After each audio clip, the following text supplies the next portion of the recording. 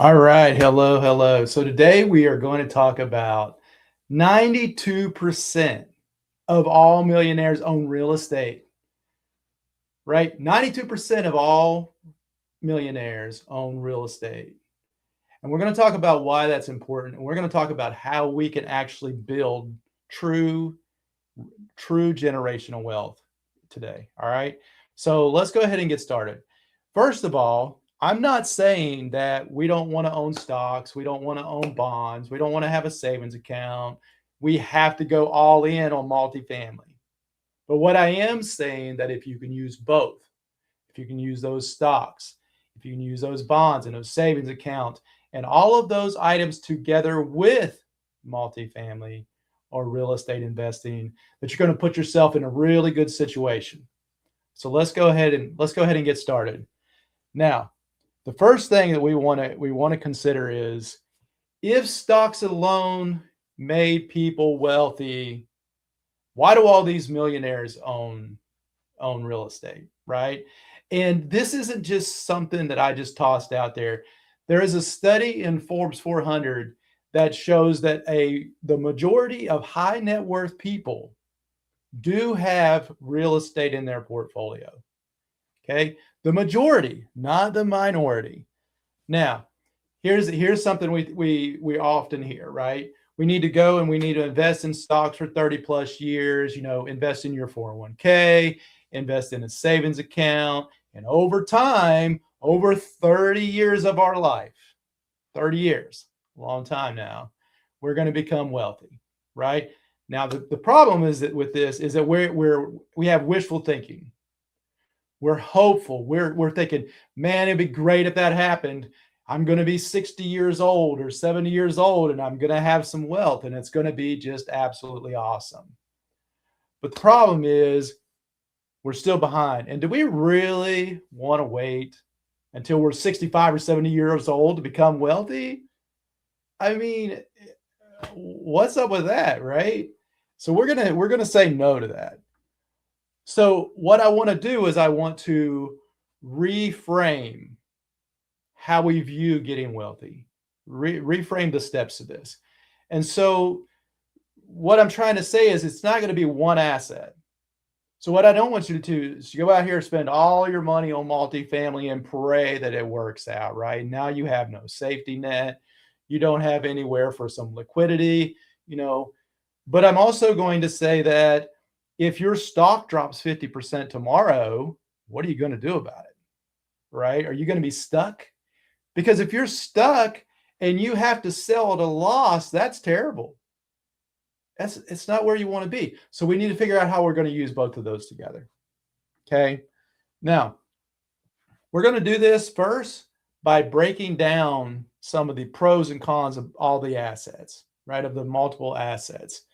And what I hope is that after we have broken these down, we can kind of come back and say, what do we need to do in order to pull them in together and make them work together?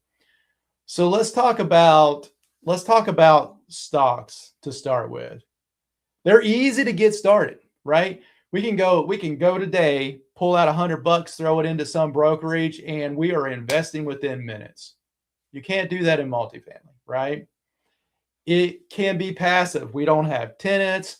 We don't have to worry about repairs. We don't have any kind of management headaches. It's so we're not really having to stress about it. It's liquid.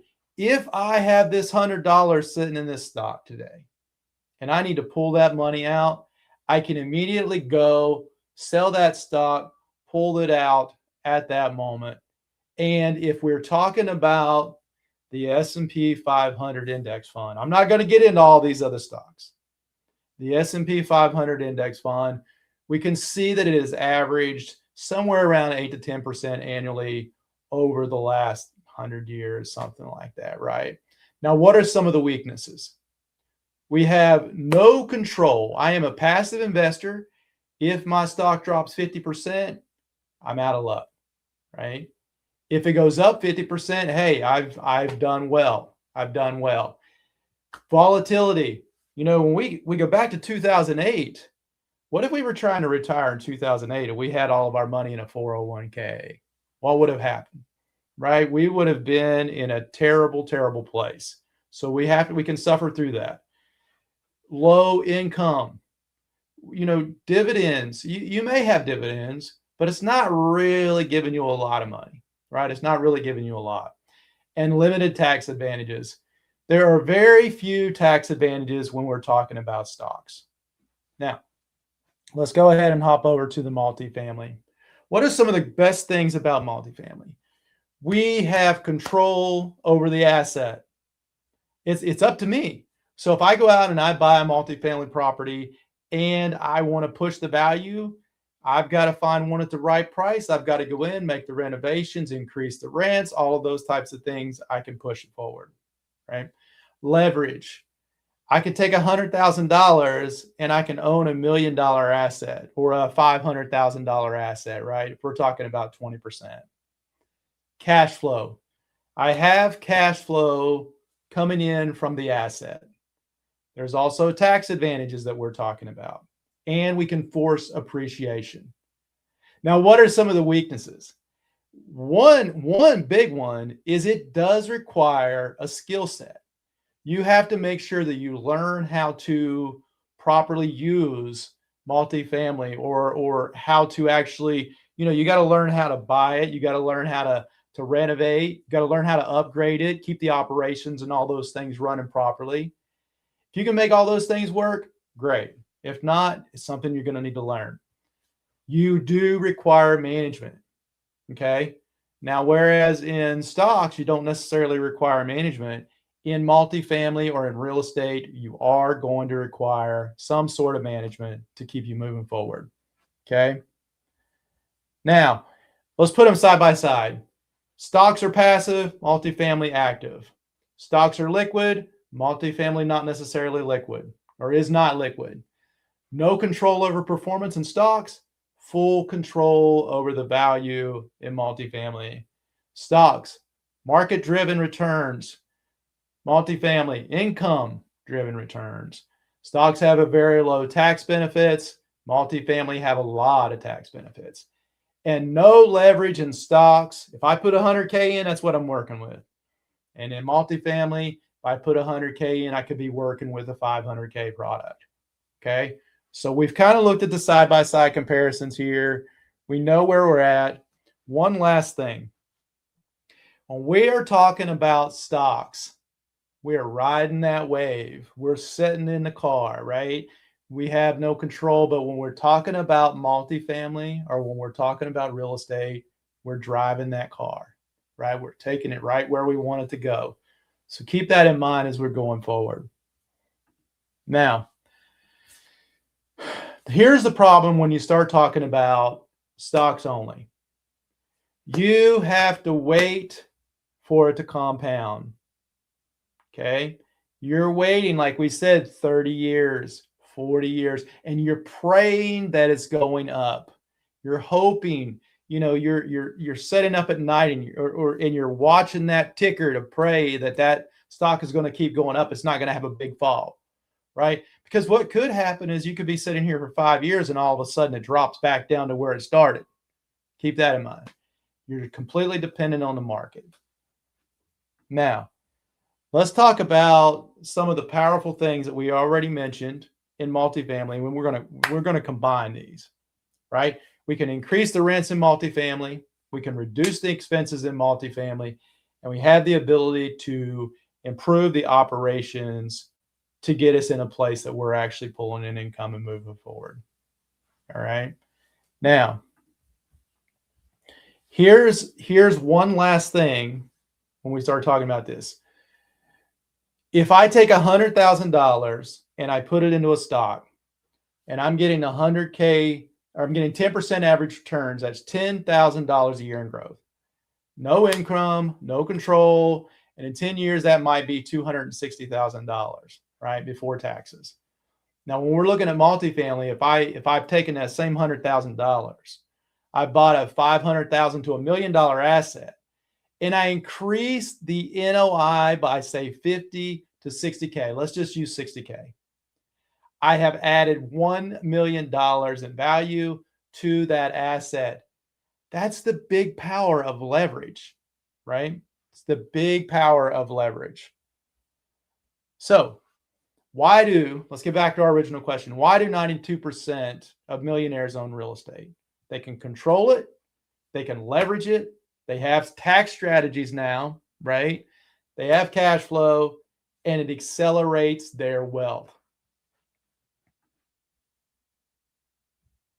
So now we're getting to the point of how we're not only using one asset, we're using multiple assets. And going back to that 92%, what have they done? They're combining, they're taking the power of real estate and the liquidity and the power of stocks, and they're combining them to make a very, very powerful, force moving forward. Okay. So here's what ends up happening. We start to create this engine. The engine has multifamily and cash flow and equity.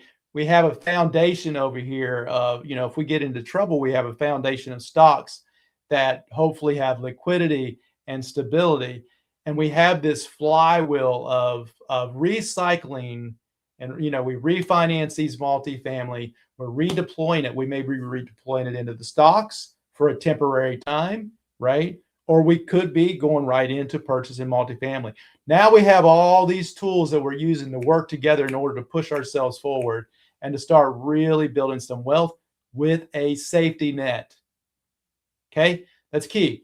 We are starting to build wealth with a safety net and with liquidity, and we're not forced into having to sell the multifamily. We're not forced into having to sell the stocks. All of those things start working together in unison. Okay. So again, we have stability. We have, because we're hopefully we're diversifying our stocks, right? We're not out here betting on one stock, then hoping and praying it's going to jump, 100%. What I would recommend is looking at index funds like the S&P 500, a Vanguard account, right? We have our liquidity. We can go out. We can pull money out when we need it. Hopefully, we've built our safety net inside of some sort of savings account, and we have passive growth inside of the stocks. Okay. Now, our multifamily engine. Remember, now we're back to the engine. We are creating equity as we do our renovations, as we improve our operations, as we increase our rents. We're creating equity. We're generating cash flow, right? We don't have the cash flow over here on the stocks, but we have cash flow coming in from that multifamily, right? And so what's happening? We're starting to scale wealth. At this point, we're starting to scale wealth. Okay. Now, so let's go ahead and talk through this flywheel. Number one, we go out and we're buying a deal.